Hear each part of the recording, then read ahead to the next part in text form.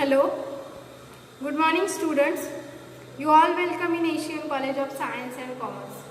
And today we are going to see the subject of business demography. We are from FY, BB and BBIB, and this is the subject of business demography, and today we are going to see population as resources from unit number 3.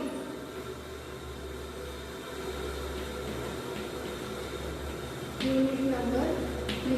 This is from unit number 3. From unit number 3, you are going to see the population of resources. The population of resources means what, and what do you mean by population of resources? How is the resources? How is concerned with human resource management? How is concerned with literacy, sex ratio, age and sex pyramid? All these contents we are going to see in this chapter, in this unit. But before that, we have already seen the population resources part. First part we have already seen in the last lecture, but because of some audio problem, you have not cleared all the points. So I am going to take again this content. Okay, so see what is the population as a resources. Population as a resources, how we can say that the population as a resources, how we can consider the population is our organizational resources. We all know that the resources means what? The equipments are resources, material are resources, raw material are the resources, machinery are resources, our assets are the resources. Okay, but how we can say that the personnel are our resources? How we can say that our human resource management, our human resource is the organizational resource? How we can say that? So you all clear in this content how the human resource, how the population is our resources. Okay, so see, population of the country is produced and develop the various facilities. कशामुळे चाललंय एवढं सगळं? जगाची जी संपूर्ण condition आहे किंवा जगात ज्या काही नवीन नवीन गोष्टी घडतायत, नवीन नवीन घडामोडी होत आहेत, ज्या काही नवीन नवीन गोष्टी तुम्ही शिकतायत, त्या कशासाठी शिकतायत? तर रिसोर्सेससाठी, म्हणजे ह्युमन रिसोर्ससाठी, पर्सोनेलसाठी. बरोबर आहे. जी डेव्हलपमेंट होतीये ती डेव्हलपमेंट सुद्धा कोणासाठी होतीये? तर लोकांसाठी होतीये. जर लोकच नसतील, पॉप्युलेशनच जर नसेल तर देश चालणारच नाही. आता सध्याचीच तुम्ही आता बघितले, गेली 6 महिने, गेल्या 6 महिन्यामध्ये जर पॉप्युलेशन ही संपूर्णरित्या घरात बसलेली होती. बरोबर आहे. प्रत्येक ह्युमन रिसोर्स जो आहे, जो प्रत्येक ह्युमन बीइंग आहे, तो काय होता? घरात बसलेला होता. Because of this covid pandemic situation. प्रत्येकाला भीती होती, प्रत्येकाला त्या आजारापासून भीती होती. फक्त सफाई कामगार, डॉक्टर आणि पोलीस कर्मचारी जर सोडले तर बाकीचे सगळे आपापल्या घरात बसलेले होते. बरोबर आहे. जर अशी सिच्युएशन असती, जर आपल्या देशात लोकसंख्याच नसती तर काहीच झालं नसतं. कशाला डेव्हलपमेंट करावी लागली असती? आपण एक स्वतःचं उदाहरण घ्या. तुम्ही स्वतः कशासाठी एवढी मेहनत करता, शिकता, लहानपणापासून शिकायचं, पुन्हा मग अभ्यास करायचा, वरच्या वर्गात जायचं, मग कॉलेजमध्ये जायचं, मग कॉलेजमध्ये जाऊन चांगल्या कॉलेजमध्ये ॲडमिशन घ्यायची, हा सगळा खर्च, चांगलं खायचं, हे सगळं आपण कशासाठी करतो? तर स्वतःसाठी.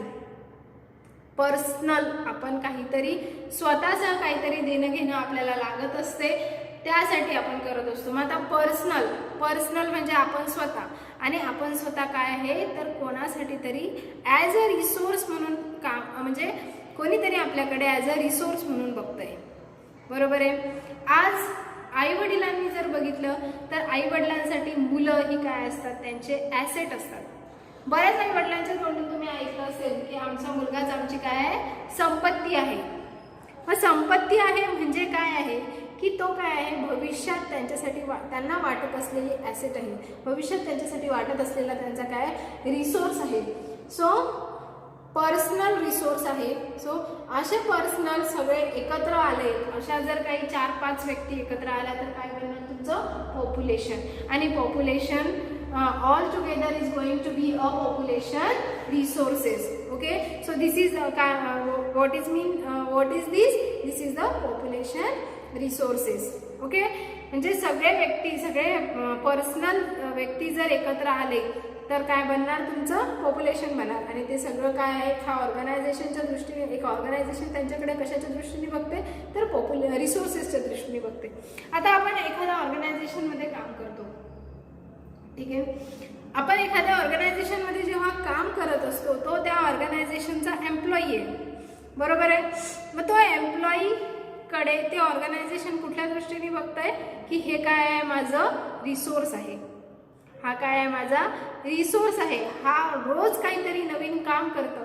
फक्त मशिनरी हा रिसोर्स नाही आहे, कारण मशिनरी तर काम करतच असतात, पण मशिनरीला अल्टरनेट तो माणूस सुद्धा काम करतो. एखाद्या वेळी जर तुमची मशीन खराब झाली तर तुमचे सगळे कामं थांबतात असं नाही. त्याला अल्टरनेटिव्ह माणूस काहीतरी उपाययोजना काढतो आणि ते काम करतो. आता सपोज एखाद्या गोष्टीचं कटिंग तुम्हाला करायचं आहे, ठीक आहे. मग कटिंग करत असताना ऑर्गनायझेशनमध्ये किंवा मोठ्या मोठ्या कंपन्यांमध्ये लेझर वापरलं जातं. लेझरने कटिंग केलं जातं, कटरने कटिंग केलं जातं. परंतु त्या गोष्टी जर नसतील, ते जर तुमच्याकडे इक्विपमेंट्स नसतील तरी सुद्धा तुम्ही कटिंग करू शकता. त्याला काहीतरी वेगळे इक्विपमेंट्स आहेत. कटर, लेझर नसेल तर तुम्ही कटर वापराल, कटर नसेल तर तुम्ही सीझर वापराल. काही ना काहीतरी उपाययोजना तुम्ही करून ते काम करता. परंतु त्यासाठी काय पाहिजे? माइंड पाहिजे. आणि ह्युमन माइंडच असा आहे की जो वेगवेगळ्या गोष्टी करू शकतो, ठीक आहे. वेगवेगळा डोकं जो आहे, वेगवेगळ्या काय म्हणतो आपण, आयडियाज कोण क्रिएट करतात? तर ह्युमन बिंग करतं. कुठल्याही प्रकारची मशिनरी नवीन आयडिया तुम्हाला सांगत नाही. त्या तुम्हाला ऑलरेडी जनरेट कराव्या लागतात, त्या तुम्हाला शिकाव्या लागतात, त्या प्रोसेस तुम्हाला शिकून घ्याव्या लागतात आणि त्यानुसार ते तुम्हाला जनरेट करावं लागतं, त्यानुसार तुम्हाला ते काम करावं लागतं. ओके, ठीक आहे. So see, the peoples of the country produced and developed the various types of facilities in our country. Okay, तुमच्या देशामध्ये number of facilities, number of resources, services आहेत. Okay, the facilities whether these are means the transport facility असू शकते, तुमचं communication facility असू शकते, schools, colleges, hospitals, electricity producing units, infrastructure for irrigation and other play of significant role. सगळ्यात महत्त्वाचा role इथे play केला जातो. जे तुमच्या शाळा आहे, तुमचे कॉलेजेस आहे, तुमच्या कंपन्या आहे, त्या प्रत्येक ठिकाणी तुमचे रोल प्ले केले जातात. वेगवेगळ्या पद्धतीने रोल प्ले केले जातात. For producing and developing all such facilities and converting them into useful resources. आणि ह्या सगळ्यातून एक व्यक्ती जाऊन काय बनतो? तो एक युजफुल रिसोर्सेस बनतो. प्रत्येक ठिकाणी असलेला जो हा एम्प्लॉई आहे, प्रत्येक ठिकाणी काम करत असलेला जो तो पर्सनल व्यक्ती आहे, तो त्या ऑर्गनायझेशनसाठी काय आहे? त्यांचा रिसोर्स आहे, ठीक आहे. Therefore, the number as well as the quality of people collectively is real ultimate resources. प्रत्येक गोष्टीला काही ना काहीतरी अल्टिमेट रिसोर्सेस आहे. प्रत्येक गोष्टीचं सोल्युशन काहीतरी वेगळ्या पद्धतीने असतंच, पण ते कोण काढतं? आताच मी तुम्हाला सांगितलं की आयडिया, नवीन नवीन आयडिया कोण तयार करतं? तर पर्सोनेल तयार करतात. नवीन नवीन आयडिया एखादा माणूस तयार करतो. कुठल्याही प्रकारची मशिनरी जी आहे, त्या मशिनरीमध्ये ज्या माणसाने म्हणजे ह्युमन बिईंगने जे काही ॲडजस्ट केलेलं आहे, ज्या काही ट्रान्झॅक्शन टाकलेले आहे, ज्या काही गोष्टी ह्युमन बिईंग त्याला करायला सांगतो, त्याच गोष्टी तो करतो. फक्त फरक एवढा असतो की तो as far as possible fast करतो आणि ॲक्युरेट करतो as compared to human being. Okay, त्यामुळे काय होतं की लोक काय करतात? मशिनरीचा वापर करतात. काम फास्ट होतं, ॲक्युरेट होतं, कुठल्याही प्रकारचे किंवा जे तुमची हे आहे लॉस जो आहे तो कमी प्रमाणात होतो. ओके, सो ते त्या दृष्टीने जर विचार केला तर काय आहे, त्या अल्टिमेट कोण असतं त्याच्यासाठी? मशिनरीना चालवण्याच्या मागे सुद्धा अल्टिमेट हँड कोणाचा असतो? तर तो ह्युमन बिईंगचा असतो. त्यामुळे ह्युमन बिईंग काय आहे? तुमचं रिसोर्स आहे. The cases present from the tonal sap area and Mekan Datta shows the drives development can be very different population density. Some cases higher population density can be seen to be the beneficial for the development. डेव्हलपमेंटसाठी number of गोष्टी गरजेच्या असतात किंवा beneficial असतात, number of गोष्टी करणं गरजेच्या असतात. ओके, नेक्स्ट आहे रिसोर्सेस. आता रिसोर्सेस म्हणजे काय? आता आपण ह्युमन रिसोर्सला वेगवेगळ्या पद्धतीने बघणार आहोत. सगळ्यात पहिले आपण बघणार आहोत की ते काय आहे, रिसोर्स आहे. तर ह्युमन पॉप्युलेशन रिसोर्समध्ये तुमचा सगळ्यात पहिला काय येतो, तुमचा रिसोर्सेस.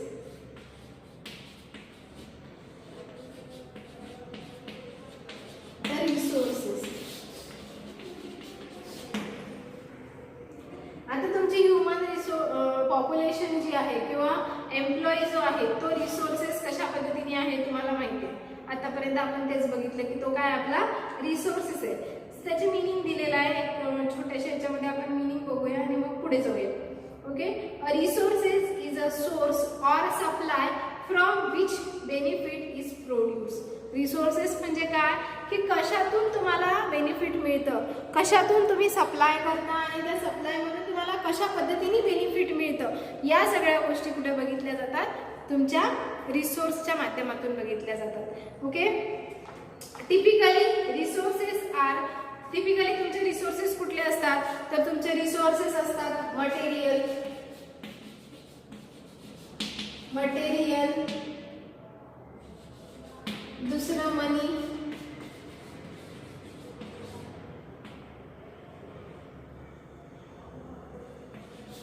मटेरियल आहे, मनी आहे. तिसरं आहे तुमच्या सर्व्हिसेस. चौथा आहे स्टाफ तुमचा रिसोर्सेस आहे. अँड पाचवा आहे तुमच्या ॲसेट्स. हे सगळे काय आहे, एका ऑर्गनायझेशनचे रिसोर्सेस आहेत. सगळे ऑर्गनायझेशनचे काय आहेत, रिसोर्सेस आहेत. ह्या 5 गोष्टी लक्षात ठेवा. रिसोर्सेस एक्सप्लेन करताना तुम्हाला काय लक्षात ठेवायचं आहे, MMSA. काय आहे, MMSA. आता M नंबर 1 काय आहे, मटेरियल काय आहे, तुमचं रिसोर्स आहे. ते गरजेचं आहे. एखादा बिझनेस करण्यासाठी, एखादं काम करण्यासाठी तुमच्याकडे मटेरियल असणं गरजेचं आहे. मटेरियल शिवाय तुम्ही काम करू शकत नाही. आता कुठले छोटंसं दुकान जरी काढायचं म्हटलं तरी सगळ्यात पहिले तुमच्याकडे जागा गरजेची आहे. ठीक आहे, ती कशामध्ये आली, तुमच्या ॲसेटमध्ये आली. बरोबर आहे. ती ॲसेट मात्र तुमची स्वतःची असू द्या, लीजवर घेतलेली असू द्या, रेंटवर घेतलेली असू द्या, काही असू द्या, पण ती कशामध्ये आली, शेवटी ॲसेटमध्ये आली. ठीक आहे. नेक्स्ट आहे तुमची मनी. पैसा गरजेचा आहे, कॅपिटल गरजेचं आहे. मग तो बिझनेस चालू करण्यासाठी असू द्या किंवा तुमचा बिझनेस डेव्हलप करण्यासाठी असू द्या किंवा आणि काय करण्यासाठी असू द्या, तर तुमच्या सगळ्यात पहिले काय गरजेचं आहे, पैसा गरजेचा आहे. इवन दो तुम्हाला जर नोकरी करायची असेल तरी सुद्धा तुमच्याकडे पैसा असणं गरजेचं आहे. ज्या वेळेला तुम्ही पहिला जॉब कराल, आता तुम्ही विद्यार्थी आहात, पहिला जॉब ज्या वेळेला तुम्ही करता त्यावेळेला कंपनीमध्ये तुम्हाला पहिला 1 महिना तुमच्या स्वतःच्या खर्चाने जावं लागतं. तुम्हाला काही पहिल्या दिवशी जॉईन झाल्याबरोबर तुम्हाला कंपनी चेक देत नाही, ॲडव्हान्स चेक देत नाही. रेअर केसेस असतात अशा की ज्याच्यामध्ये होतं, रेअर केसेसमध्ये 1000 मध्ये एक विद्यार्थी, 1000 लोकांची जर लोकसंख्या असेल तर त्यातला एखादा, हजारांमध्ये पण नाही, 10,000 50,000 याच्याशी कॅल्क्युलेट केलं, कंपॅरिझन केलं तर तुम्हाला त्या सगळ्यांमध्ये एखादी केस अशी दिसेल की ज्या केसमध्ये तुम्हाला ॲडव्हान्स पेमेंट मिळतं पहिल्याच दिवशी, अदरवाईज नॉट. ओके, मग तुम्हाला काय करावं लागतं, तुमच्या स्वतःच्या खर्चाने त्या ऑफिसपर्यंत जावं लागतं, तिथं जाऊन काम करावं लागतं. तुमचा स्वतःचा सुरुवातीला जो तुमचा खर्च असतो तो तुमचा पहिला तुमचा स्वतःचा खर्च असतो. ओके, म्हणजे काय, तुम्हाला सर्व्हिस जरी करायची म्हटली, जॉब जरी करायचा म्हटला तरी तुम्हाला सगळ्यात पहिले तुमच्याकडे पैसा लागतो. ठीक आहे. नेक्स्ट आहे सर्व्हिसेस. आता जर तुमचं डिपार्टमेंट सर्व्हिस सेक्टरमध्ये असेल, जर तुम्ही लोकांना सर्व्हिस देत असाल, सपोज आता मोबाईल सर्व्हिस आहे तर त्यांचे कस्टमर केअर्स असतात, मग ते कस्टमर केअर काय करतात तर लोकांना सर्व्हिस प्रोव्हाइड करतात. बरोबर आहे. मग ते सर्व्हिस प्रोव्हाइड म्हणजे सर्व्हिस देणारे लोक सुद्धा काय आहे, त्यांचे रिसोर्सेस आहेत. त्यांच्या ज्या काही सर्व्हिसेस आहेत त्या काय त्यांच्यासाठी रिसोर्सेस आहेत. नेक्स्ट आहे स्टाफ. तुमच्या ऑर्गनायझेशनमधला जो तुमचा स्टाफ आहे, ज्यांच्याबरोबर तुम्ही काम करताय, जे पर्सोनेल आहे, ते काय आहे, तुमचे रिसोर्सेस आहेत. आणि तुमच्या ऑर्गनायझेशनमधली असलेली ॲसेट, तुमच्या मशिनरी असू दे किंवा तुमच्याकडे असलेली तुमच्या ऑर्गनायझेशनची स्वतःची गाडी असेल, टेम्पो असेल, किंवा तुमचं मॅन्युफॅक्चरिंग डिपार्टमेंट असेल तर मॅन्युफॅक्चरिंग डिपार्टमेंटमध्ये असलेल्या मशिनरीज ज्या काही असतील ते काय सगळे तुमचे ॲसेट आहे. तुमची जागा जर स्वतःची असेल तर ती सुद्धा तुमची ॲसेट आहे. ठीक आहे. मग ह्या ज्या सगळ्या गोष्टी आहेत ह्या काय कशामध्ये येतात, तुमच्या रिसोर्सेसमध्ये येतात. आणि all the resources are connected to the population. Okay, सगळ्या रिसोर्सेसचा कनेक्शन कोणाशी येतो, तर पॉप्युलेशन सोबत येतो. म्हणजेच काय आहे की all resources, material are connected with the population, money are connected with the population, services are connected with the population, staff is a part of population and assets also connected with the population. So population resources मध्ये जर तुम्ही population resources चा study करत आहात तर त्याच्यामध्ये तुम्हाला महत्त्वाचे हे 5 रिसोर्सेस आहेत की जे तुमच्या ऑर्गनायझेशनच्या दृष्टीने तुमच्यासाठी महत्त्वाचे असतात. ठीक आहे. हे काय आहेत, तुमचे रिसोर्सेस आहेत. आता असेच तुम्हाला टाइप्स ऑफ रिसोर्सेस बघायचे की कुठल्या कुठल्या टाइपचे रिसोर्सेस असतात. There are major some types of resources are given here. So we will see one by one. Okay, we will see one by one resources. So number one is economical resources. Economic resources. Number one is your types of resources. I am going to write here not only the resources. We are going to see right here types of resources.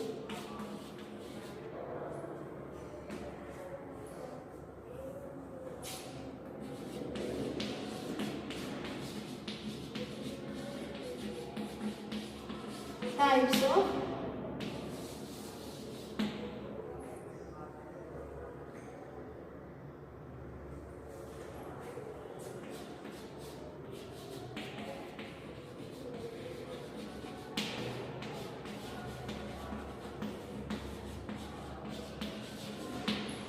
Economic resources. Number 1 economic resources.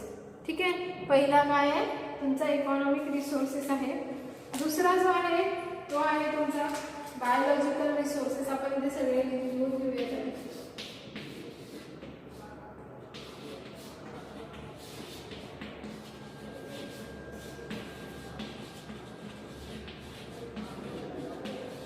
Biological resources.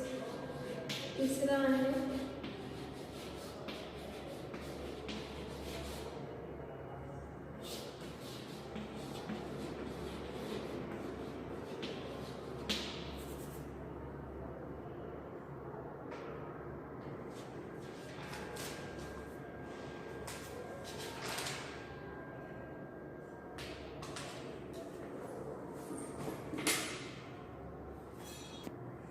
we have seen one by one. Okay, so number 1 is economic resources. आता economic resources म्हणजे काय, तर economic resources मध्ये जेव्हा तुम्ही एखादा business चालू करताय किंवा ऑर्गनायझेशनच्या दृष्टीने जर विचार करत असाल तर कॅपिटल काय आहे, तुमची इकॉनॉमिक आहे. ठीक आहे. तर आता बघा इकॉनॉमिकल रिसोर्सेस मध्ये त्यांनी काय दिलेलं आहे. Number 1 is in the economic resources is defined as a commodity services. Economically काय विचार केला जातो की हे काय आहे, तुमचे कमोडिटी सर्व्हिसेस आहे. Okay. Or other assets use to produce the goods and services and meet the human needs and want the economic resources. तुम्ही काय करता, वस्तूंची देवाणघेवाण केली जाते आणि त्याच्यातून काय केलं जाते, इकॉनॉमी जनरेट केली जाते. तुम्ही सेवा देणार, सेवा दिल्याच्या बदल्यामध्ये तुम्हाला समोरचा व्यक्ती पैसे देणार. ओके. मग हे काय आहे, कॉमर्स आहे. ऑनलाईन पद्धतीने जर करत असाल तर त्यालाच तुम्ही ई कॉमर्स म्हणता. बरोबर आहे. तर हे सगळं जे काम आहे हे करत असताना त्यातून काय निर्माण होते, त्यातून इकॉनॉमिक जनरेट होते. सो त्याला काय म्हणू आपण, पॉप्युलेशन. पुन्हा काय आहे, एक इकॉनॉमिकल रिसोर्सेस आहे. ठीक आहे. इकॉनॉमिक सुद्धा आपल्या याची रिसोर्सेस आहे. नेक्स्ट आहे The economics itself has been defined as a study of society, management and sources. Economy काय आहे? हा स्टडी आहे. कशाचा स्टडी आहे? तर तुमच्या रिसोर्सेसचा स्टडी आहे. कुठल्याही पद्धतीचे रिसोर्सेस, कुठलेही जे रिसोर्सेस असतात त्या रिसोर्सेसचा study. This is the study of resources. Okay. The economics itself has been defined as the study of society, management, services, other sources. The classical economic recognize the categorize of resources. Okay. Categorized of resources मध्ये काय येतं?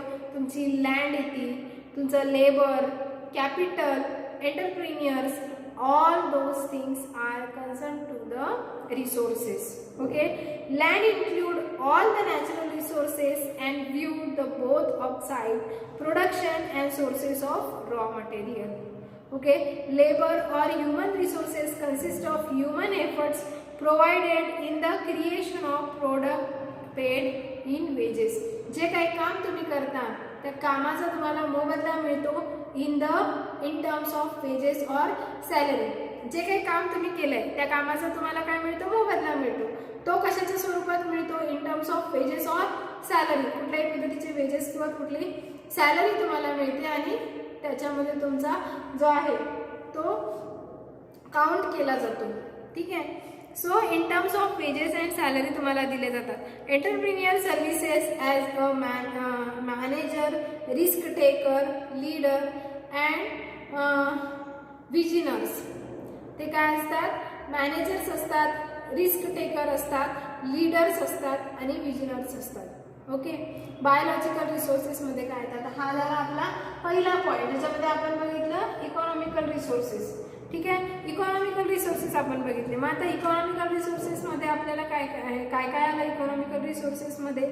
तर वेगवेगळ्या गोष्टी तुम्ही बघितल्या, जसं की तुमची लँड असू शकते, लेबर्स असू शकतात. या सगळ्यांसाठी तुम्हाला इकॉनॉमिक पे करावी लागते, पैसे पे करावे लागते, पैसा काढावा लागतो. So that is concern with the economic resources.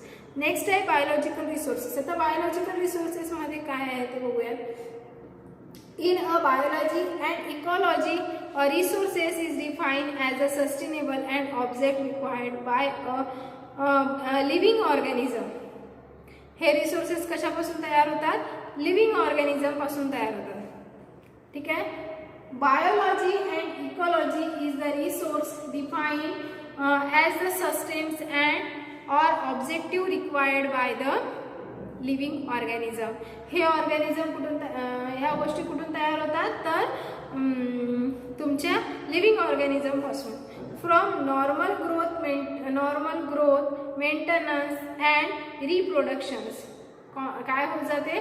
Normal growth होत जाते किंवा मेंटेनन्स केला जातो, रिप्रोडक्शन केलं जातं. या सगळ्या गोष्टी सुद्धा त्यासाठी महत्त्वाच्या असतात. Okay. Resources such as food, water, nesting sites can be consumed by an organism, and food, water and territory for the plant resources include the sunshine, nutrients, waters and place glow. Okay.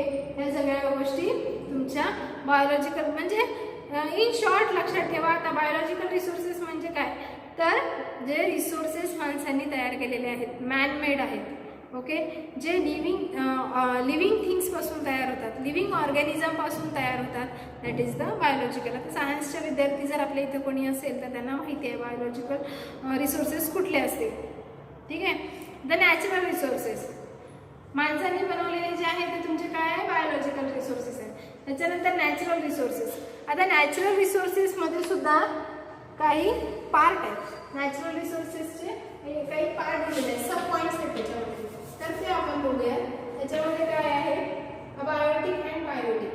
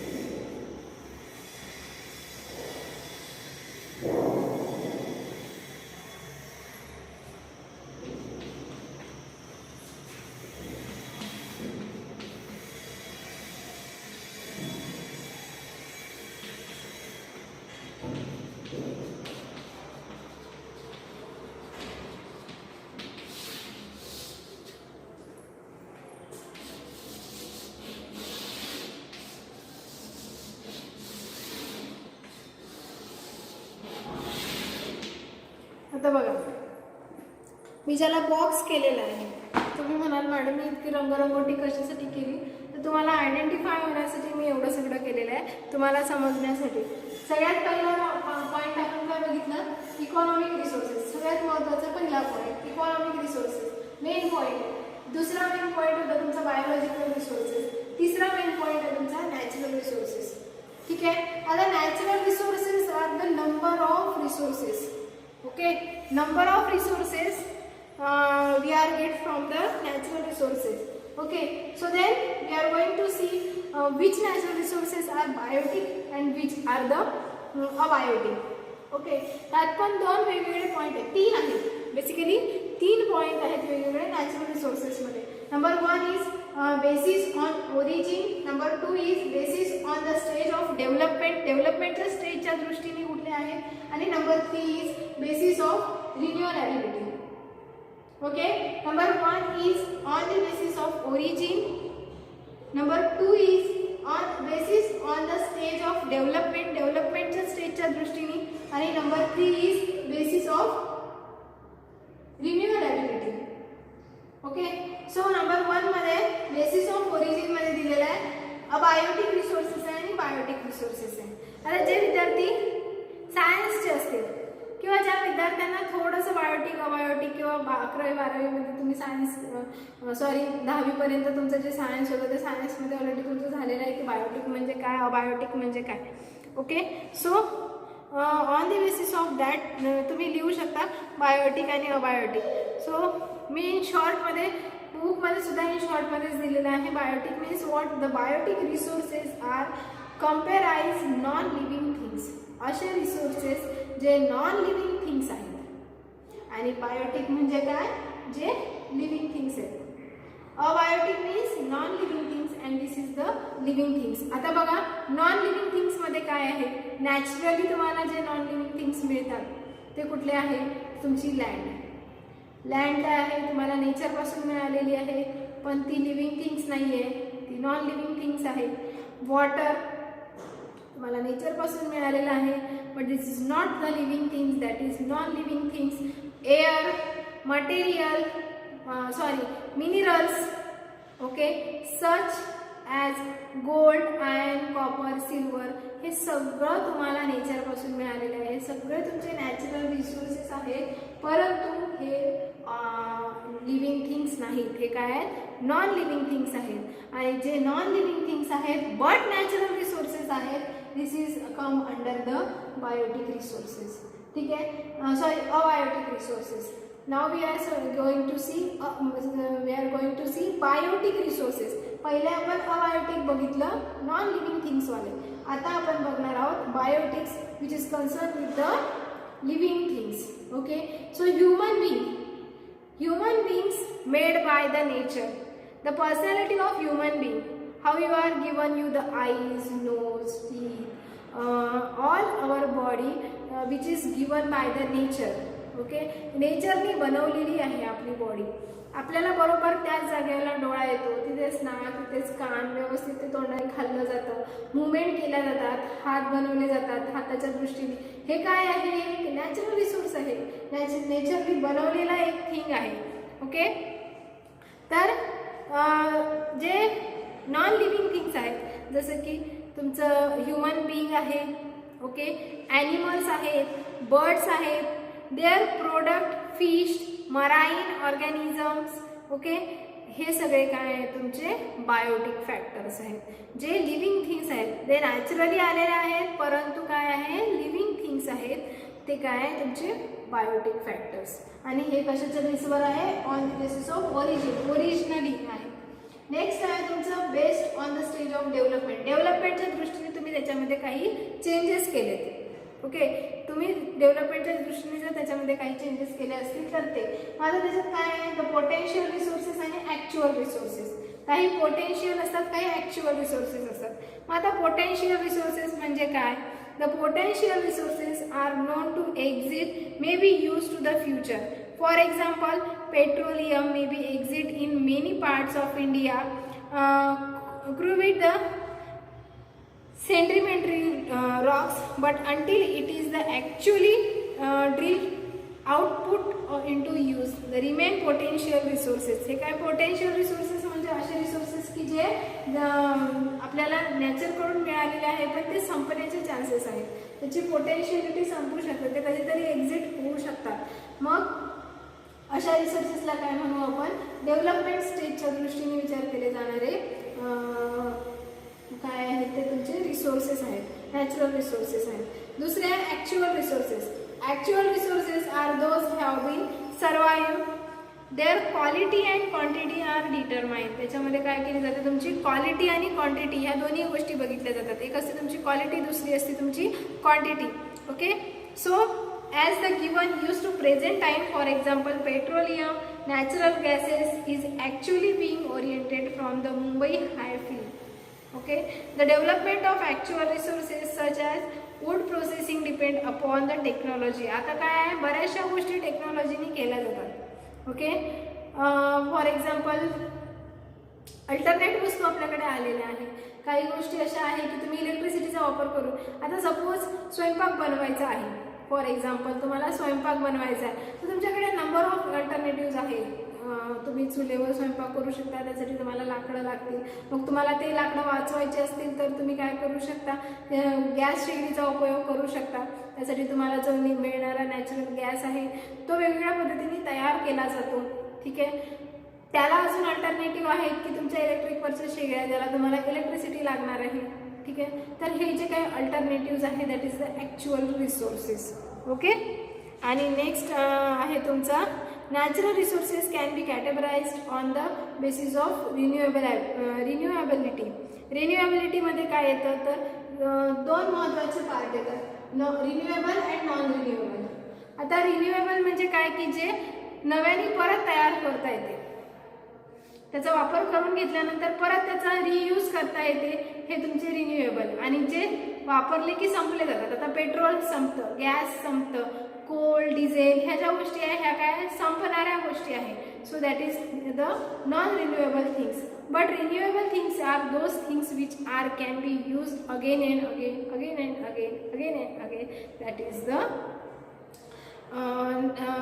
that things we can say that the renewable things. For example तुमचं water, पाणी संपलं की त्याच्यावर process करून ते परत समुद्रात जाणार, मग ते परत प्रोसेस होऊन तुमच्याकडे रिटर्न येणार. लँड एकदा तुम्ही त्याच्यावर उगवलं की परत तुम्ही दुसऱ्या वर्षी त्याच्यावर परत उगवू शकता धान्य. तर ही काय तुमचे रिन्यूएबल रिसोर्सेस आहेत. तर अशा प्रकारचे रिसोर्सेस जे असतात जे रिन्यू होऊ शकतात that is the renewable resources and that which are not going to renew that is the non renewable resources. And last one is human resources, जो महत्त्वाचा पार्ट होता जो सुरुवातीपासून आपण बघतोय that is the human resource. Okay, so I think you all are cleared about the which topic we have seen today, the population as a resources and from population as a resources we are seeing the resources. Okay, in the next lecture we will see human resources. Actually we have number of times seen the human resources, but okay, we will see again human resources. Okay, so take care of yourself. Okay, stay at home. Please attention about your internal exam schedule, class test schedule, activities. Please bring the report as far as possible, as far as fast. Bring your report, take your assignment, write on your assignment. Each subject should be submitted at least 2 assignment and 1 activity report. Okay, so from the demography purpose concern, from the demography concern we have already completed our activity, and each student should be submit your activity. Your attendance, your activity, your assignments are most important for your internal 30 marks. Okay, so you if you are not attending your lecture, please attend your lecture, at least give your attendance. Okay, so thank you and bye.